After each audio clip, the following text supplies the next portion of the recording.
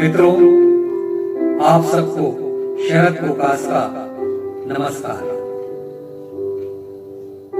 मुंबई पर कुछ कविताएं प्रस्तुत कर रहा हूं। आप इन्हें प्रेम कविताएं भी कह सकते हैं। City poems on Mumbai.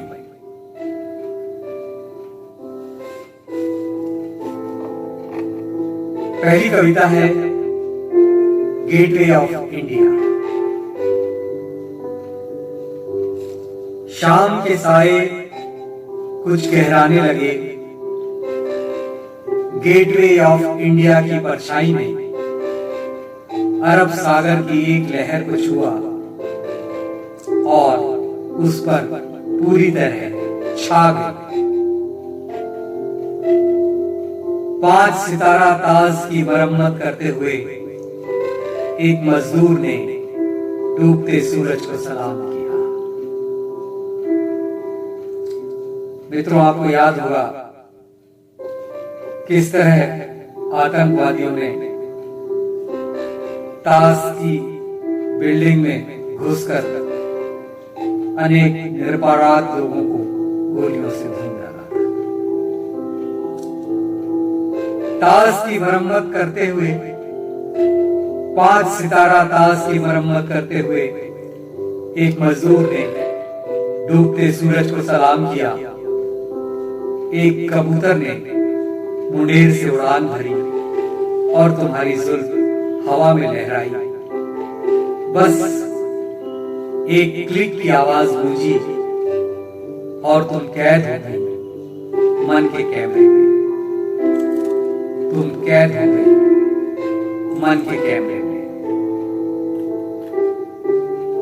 और ये दूसरी कविता है ऊंचे टावर्स।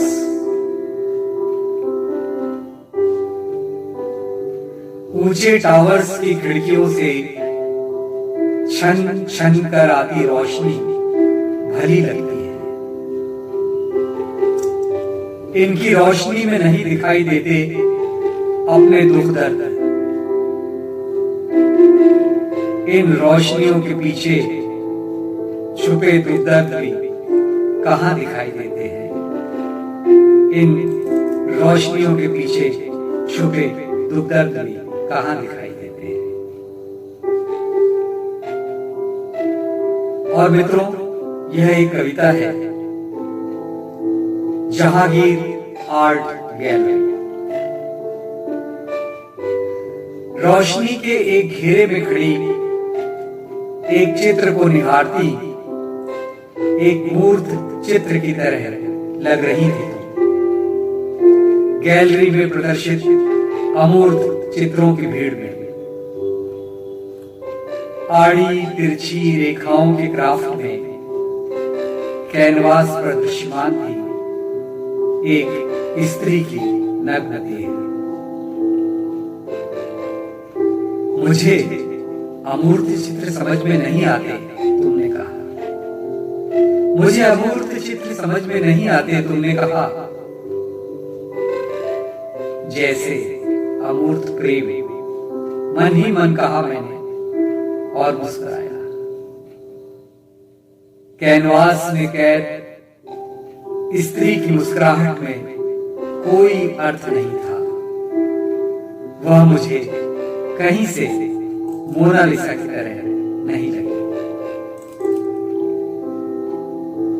मित्रों, मुंबई का बहुत प्रसिद्ध बीच है दरिया के किनारे जुहू बीच। जुहू बीच पर छोटी छोटी 2 कविताएं। मुट्ठी से रेत की तरह वक्त के फिसलने का बिंब यूं तो बहुत पुराना है। मुट्ठी से रेत की तरह वक्त के फिसलने का बिंब यूं तो बहुत पुराना है। और उससे भी पुराना है एक जिंदगी में प्रेम के व्यक्त न हो पाने का बिंब। जिंदगी में प्रेम के व्यक्त न हो पाने का बिंब।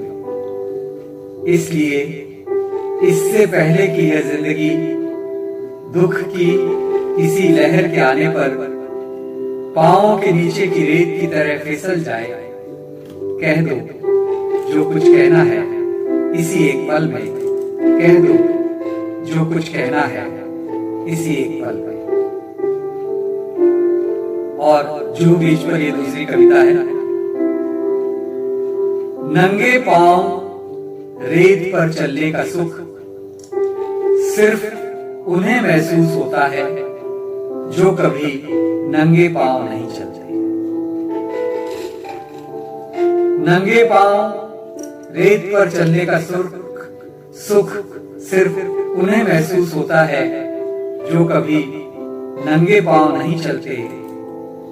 बाकी के लिए सुख क्या और दुख क्या, बाकी के लिए सुख क्या और दुख क्या। और एक कविता, सिटी पोएम्स ऑन मुंबई। ऊंची ऊंची इमारतों के सिर पर मुकुट की तरह सजा है चांद। इसका शीर्षक है झोपड़े या झोपड़पट्टी। ऊंची ऊंची इमारतों के सिर पर मुकुट की तरह सजा है चांद। इसी चांद को देखते हैं हम रोज अपने छोटे छोटे घरों से। इसी से बातें करते हैं हम, इसी से अपने सुख दुख कहते हैं। कल जब मैं कहीं दूर चला जाऊंगा और हमारी बातें खत्म हो जाएंगी, चांद फिर उसी तरह उगेगा आसमान में। चांद फिर उसी तरह उगेगा आसमान में, लेकिन वह कभी नहीं जान सकेगा कि झोपड़ों में रहने वालों की पहुंच आसमानों तक कभी नहीं होती। झोपड़ों में रहने वालों की पहुंच आसमान तक कभी नहीं होती।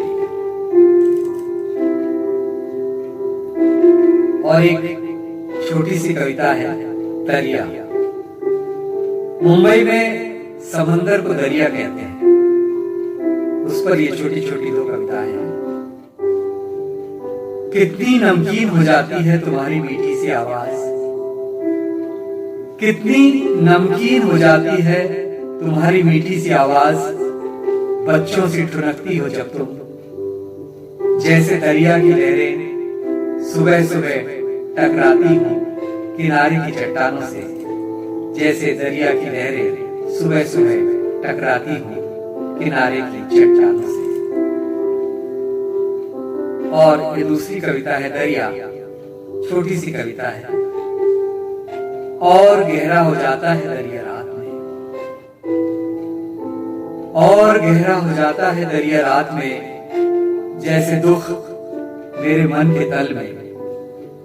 लहरें एक टीस सी टकराती हैं और थपेड़े मेरा चैन छीन कर ले जाते हैं, और थपेड़े मेरा चैन छीन कर ले जाते हैं।